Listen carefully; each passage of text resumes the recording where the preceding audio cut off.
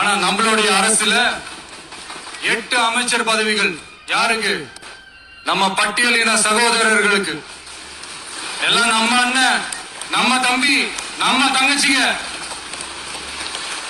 அண்ணல் அம்பேத்கர் அவர்களுடைய கிட்டத்தட்ட 100 ஆண்டு கால கனவு இப்ப நிறைவேறி இருக்கு. நான் ஏன் கொஞ்சம் சவுண்டா பேசுறேன் அப்படின்னா அவங்களுக்கு கேட்கணும்ன்றதுக்காக தப்பா எடுத்துக்காது. அதே மாதிரி பெண்களோட பாதுகாவலர் நாங்க தான் அப்படின்னு சொல்லிக்கிறவங்களை கேட்கிறேன், எத்தனை பெண்களுக்கு அமைச்சர் பதவியில இடம் கொடுத்தீங்க கொஞ்சம் சொல்ல முடியுமா? எங்க அரசுல 4 சகோதரிகளுக்கு அமைச்சர் பதவி கொடுத்திருக்கிறோம்.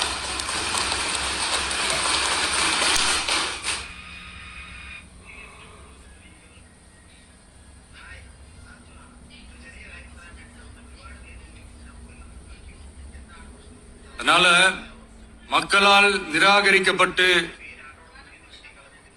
மக்களால் அகற்றப்பட்டவங்களுக்கு ஒண்ணு சொல்லிக்கிறோம், தப்பே செய்ய மாட்டோம், ஊழலே செய்ய மாட்டோம், நேர்மையா தான் இருப்போம், நியாயமா தான் இருப்போம் அப்படின்னு சொல்றவங்களால மட்டும்தான் கூட்டணி ஆட்சி அமைக்க முன்வரும். ஆட்சியிலையும் பங்கு, அதிகாரத்திலையும் பங்கு கொடுக்க முன்வரும். ஊழல்லையே ஊறி போனவங்களால இந்த கூட்டணி ஆட்சியோ ஆட்சியிலையும் பங்கோ அதிகாரத்திலையும் பங்கு கொடுக்க முன்வராது. மெஜாரிட்டி இருந்தாலும் தரமாட்டாங்க, மெஜாரிட்டி இல்லைனாலும் தரமாட்டாங்க. கேட்டா ரெடிமேடா ஒரு பதில் ஒண்ணு வச்சிருப்பாங்க, கூட்டணி ஆட்சியை மக்கள் விரும்ப மாட்டாங்க. அதே மக்கள் தான் இப்ப அவங்கள பார்த்து சிரிக்கிறாங்க. நான் பதவி ஏத்த அன்னைக்கு கொஞ்சம் டைம் அவகாசம் கேட்டேன். எதுக்கு கேட்டேன்? நிதி நிலைமை கொஞ்சம் மோசமா இருக்குது, அதெல்லாம் கொஞ்சம் சரி செஞ்சுக்கிட்டே படிப்படியா கொஞ்சம் கொஞ்சமா நான் கொடுத்த வாக்குறுதிகள்லாம் செயல்படுத்துவேன், அதுக்காக கொஞ்சம் டைம் அவகாசம் கேட்டேன். நான் ஏதோ வேற எதுக்காகவோ வேற யாருக்காகவோ ஏதோ அவகாசம் கேட்ட மாதிரி. அடுத்து இங்க சபையில இல்லாதவங்களை பத்தி பேச வேண்டாம்னு நினைக்கிறேன்.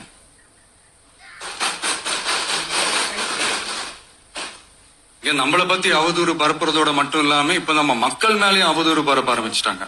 மக்கள் நமக்கு ஓட்டு போட்டது தப்பான், குடும்பமா நமக்கு ஆதரிச்சது தப்பான். இது இப்ப இல்ல, நான் சொல்றது எம்ஜிஆர் அவர்கள் காலத்துல இருந்தே. அப்பவே அவர் ஜெயிச்சப்போ அதே மக்களை தப்பா பேசுறது.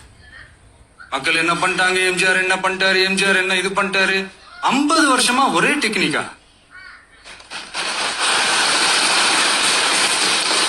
டெக்னாலஜி எல்லாம் மாறி வேற எங்கேயோ போயிட்டு இருக்கு பஸ். இதுல கொஞ்சம் டெக்னிக்காச்சும் கொஞ்சம் மாத்தினா கொஞ்சம் நல்லா இருக்கும். அதனால மக்களுக்கு யூஸ்ஃபுல்லா இருக்கிற மாதிரி இந்த ஆக்கப்பூர்வமான கருத்துக்களோ ஆக்கப்பூர்வமான யோசனைகளோ இருந்தா சொல்லுங்க, அதை நாங்க டெஃபரெண்டா எடுத்துக்கிறோம். ஆனா அதை விட்டுட்டு இந்த நக்கலு நையாண்டி சம்பந்தம் இல்லாத பேச்சு இதெல்லாம் பேசிட்டு அப்புறம் முதல்வர் பதில் சொல்லல, முதல்வருக்கு பதில் சொல்ல தெரியல அப்படின்னா அப்புறம் என்ன சோஃபா மாடல் ஆட்சியா? அது என்னன்னு புரியறதுக்கே எனக்கு ரொம்ப நாள் ஆச்சு. இந்த சோஃபா செட்டு, டேபிள் சேரு, டீபாய், பர்னிச்சர் பிசினஸ் எல்லாம் நிறைய வெளியில போய் பண்ண சொல்லுங்க. அப்படி அந்த பிசினஸ் தான் பண்ணணும்னா நிறைய பிசினஸ் பண்ற மாதிரி வெளியில போய் பண்ண சொல்லுங்க, எங்க சட்டசபைக்குள்ள வேணாம். அதனால ஆக்கப்பூர்வமான கருத்துக்கள் இருந்தா சொல்லுங்க, டெஃபினட்டா அது சரியா இருந்தா நாங்க ஏத்துக்கிறோம். எனக்கு ஒரு குட்டி கதை ஒண்ணு ஞாபகம் வருது, சொல்லாமா? ஒரு ஊர்ல ஒரு பெரியவர் வெயில் ரொம்ப ஜாஸ்தியா இருக்குன்னு சொல்லிட்டு கண்ணுக்கு மேல கை வச்சுக்கிட்டு இப்படி சுத்தி முத்தி தேடிக்கிட்டு இருந்தாராம். அப்ப கூட இருந்த ஒரு சின்ன பையன் என்ன தேடுறீங்க அப்படின்னு கேட்டானா. அதுக்கு அந்த பெரியவர் சொன்னாரா, அது ஒண்ணு இல்ல தம்பி, உங்க அப்பா இங்கதான் இருப்பாருன்னு சொன்னாங்க, அதான் தேடிக்கிட்டு இருக்கேன், எங்க உங்க அப்பாவையோ காணோம்.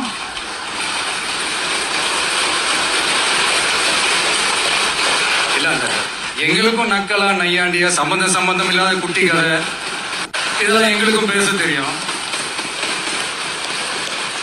அந்த கதையில பெரியவர் அப்படி சொன்னாராம், தப்பா எடுத்துக்காதீங்க. அந்த கதையில பெரியவர் அப்படி கேட்டாராம். அதனால யாரும் இங்க டென்ஷன் ஆக வேணாம். அதனால இன்னொரு இந்த என்னுடைய உரையை முடிக்கிறதுக்கு முன்னாடி